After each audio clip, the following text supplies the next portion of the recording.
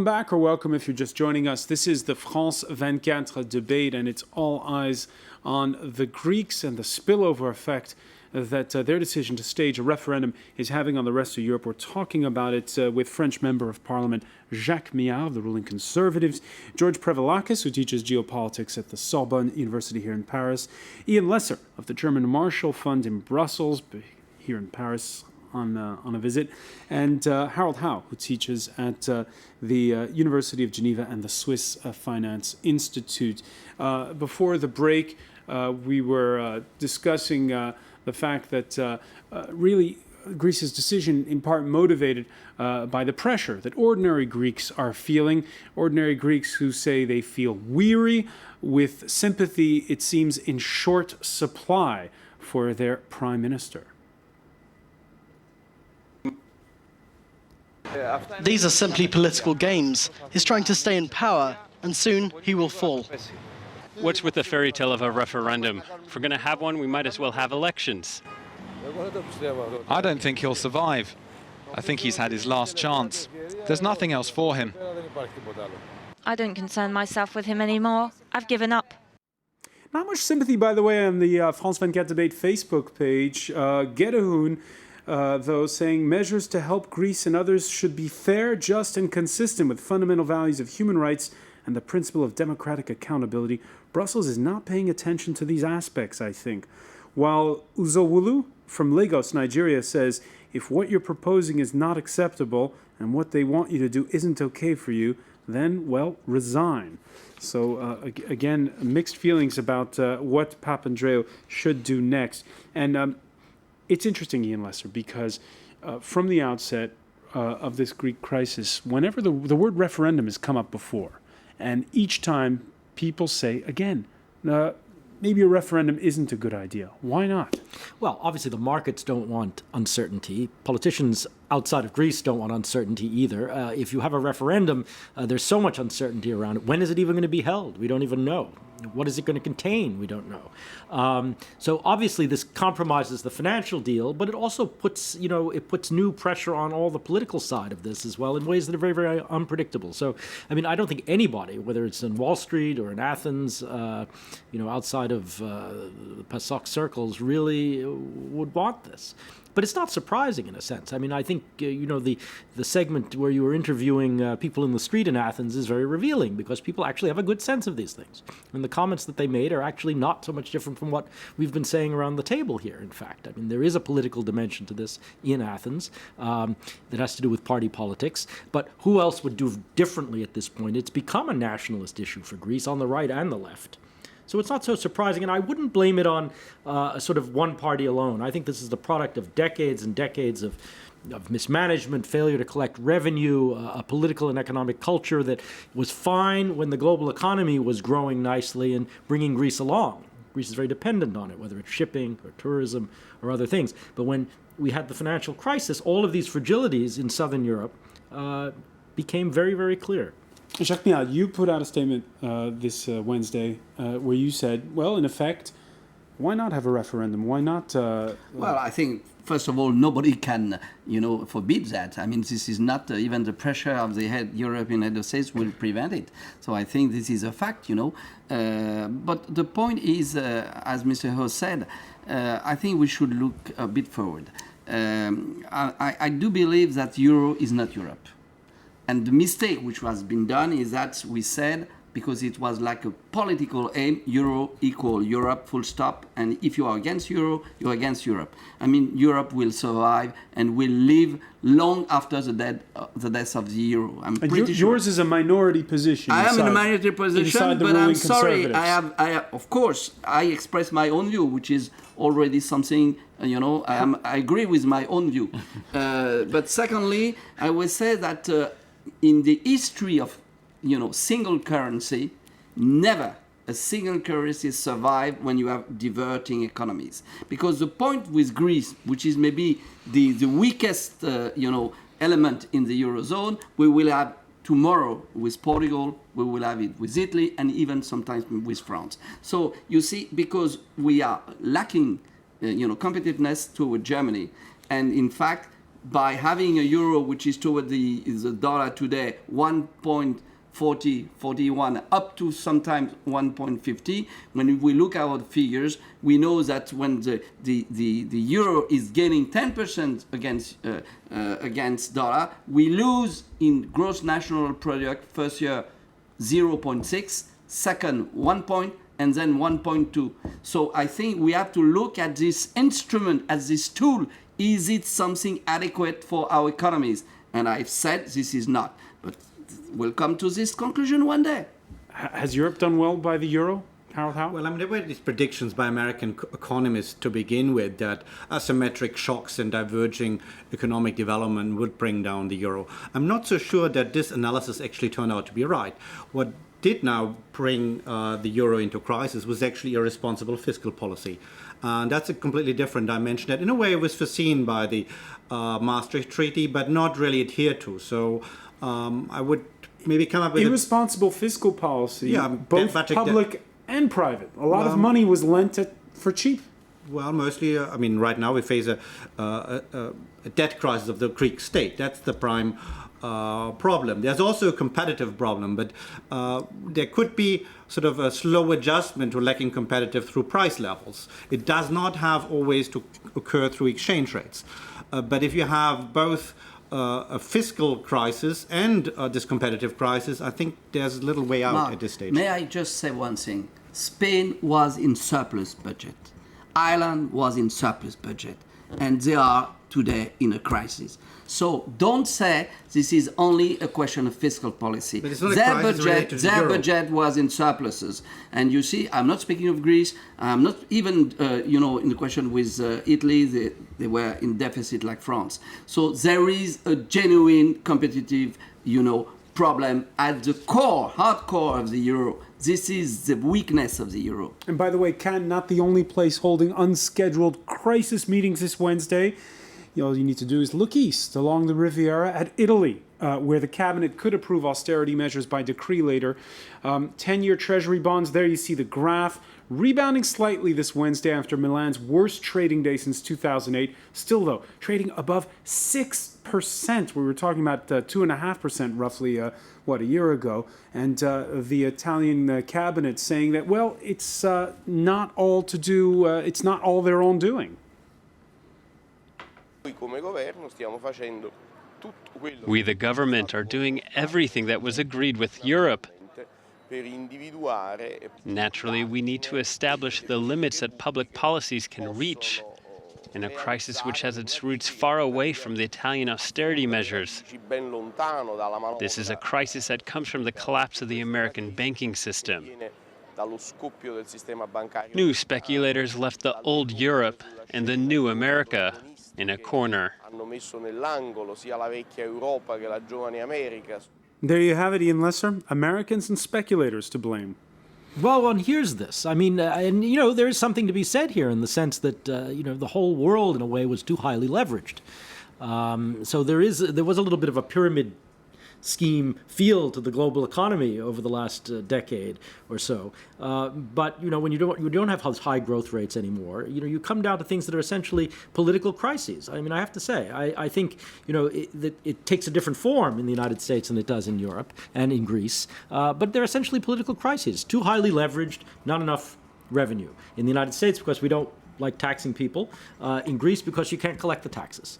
And, there is a certain parallel there in a sense, from the consumer to the government, to local governments as well, borrowing too much money, betting on global growth that had an end. And that's the situation we face today. So, I mean, I don't agree with the way it was put in the comment that you just had, but yes, to think about this in a transatlantic context is absolutely right.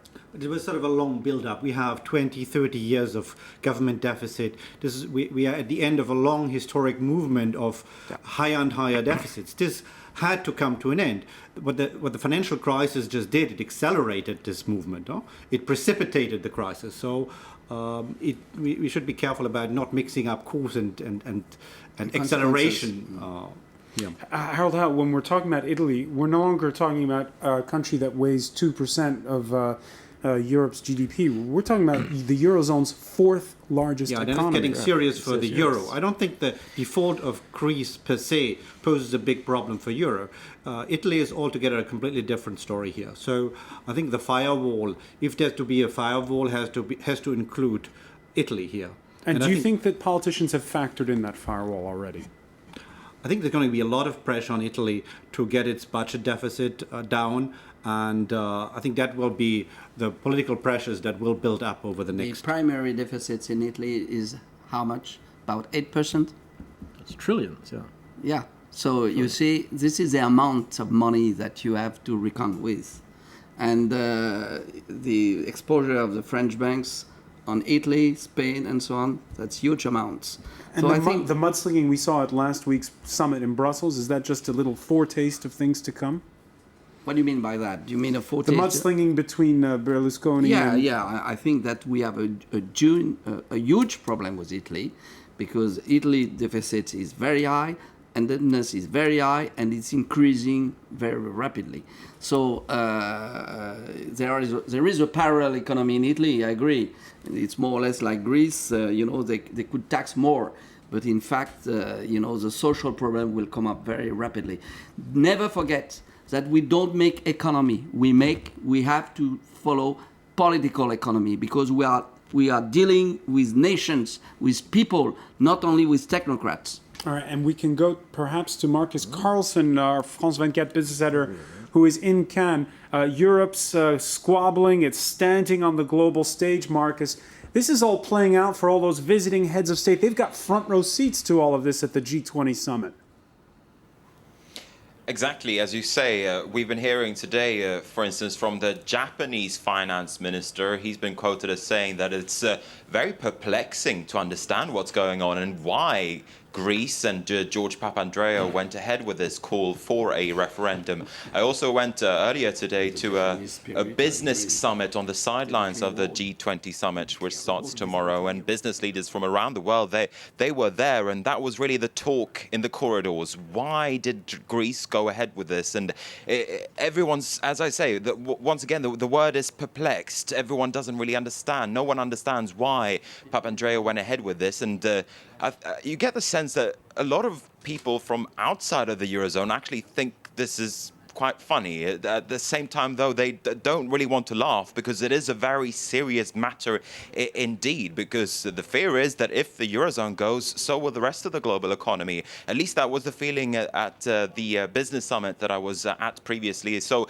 it certainly seems as if people outside of the Eurozone, they're just doing a lot of head scratching at the moment when they're looking at what's happening in Europe, in Athens, in Brussels, in Paris, and in Berlin. All right, Marcus Carlson, thanks for that. By the way, the great Greek playwright Euripides often had magical solutions to inextricable plots, what they were called deus ex machinas. I don't know why we used the Latin phrase instead of the Greek one, but anyway.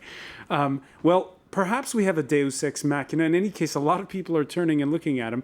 Could Europe's problems be solved by the Chinese premier, or the Chinese president, who's been making quite a splash? He visited Austria, saw the president Heinz Fischer. He's the star attraction of this G20 summit. And a lot of people seem to suddenly be turning to China and wondering, because we were just talking a minute ago about how there's this huge liquidity problem, that maybe the Chinese can pay for this problem. Well, why should they? No, they will act just as private investors, just like fund managers. They look after their financial interests, which are huge, and therefore they have a stake in that. But don't expect any gifts from China. That seems like a ridiculous expectation. I agree. Will it be the G20 summit? Will it be at the end of the day the G20 summit where Europe monopolizes the spotlight with its squabbling, or where everyone turns to China? Well, I mean, it's a curious reversal of the situation we had in previous G20 summits, where the fear was Europe looking from the side and sort of saying this is now a condominium between China and the United States. I mean, we now have a very curious reversal where Europe is certainly at the center. I have to agree from a sort of political perspective. I can't imagine China, but also Brazil and others emerging economies coming in and sort of saving the euro in that sense. I mean, they will act as investors. They have their own interests. And of course, people are beginning to write certainly in the United States, about this bigger geopolitical question. Well, if China really does decide to be very forward-leaning about this, what will they want? What will they want in terms of global governance? There was a much very big open question. There was a much publicized visit last year of Chinese leaders to Greece. Of course. We touched on a very serious question about the Greek crisis. We realize now that the Greek crisis is not only economic but political. This is something we understand now, but it was obvious from the start. But the other step is that the Greek crisis turns into a geopolitical crisis, because what we see in the European public opinion, we see kind of hostility towards Greece. And in the Greek public opinion, it is starting to become a hostility towards Europe and Germany. You have seen the kind of sketches of Germans presented as Nazis. And this, of course, is again a field in which there is a very big responsibility from the government, because the government has been saying to the Europeans, you know, we have to manage an almost barbarous people, and what can you do with those people? And then they turn to the Greeks and they say, you know, we have the Europeans that are dictating to us what we do. They are trying to save themselves by creating discordance between Europe and Greece. Now, if we don't find a viable political solution in Greece, and this is why I think we need elections and not a referendum. We need a viable political solution in Greece. If we do not, we're going into instability, not civil war, but instability and a situation in which all the extreme parties that are anti-European and anti-Western will be able to promote their discourse. We are in a process of dissociation between Europe and Greece, and this means that Greece is returning to the old Balkan situation of being an arena, a place of confrontation between powers. The Russians are very much present in the Balkans. They are promoting their interests in Greece, the Chinese as well. There is a serious geopolitical danger by this idea. You feel the tectonic plates changing. Yeah. We're out of time. This question, though, is a big one, especially the issue of perhaps populist solutions to these important problems. And this is why we'll get back to it. It's very important to study in depth what is happening in the political scene, and not to be influenced by disinformation. All right. Well, we want to thank you, George Prevaloukis. I also want to thank Harold Howe, Ian Lesser, and Jacques Millard, and thank you for being with us here in the France 24 debate. Well, we'll be getting more on the G20 summit taking place in Cannes in our business segment. William Edwards will be here to host it. Stay with us.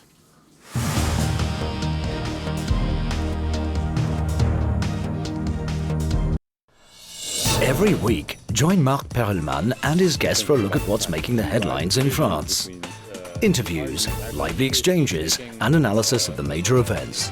Politics, every Thursday, 4:40 p.m. Paris time on France 24.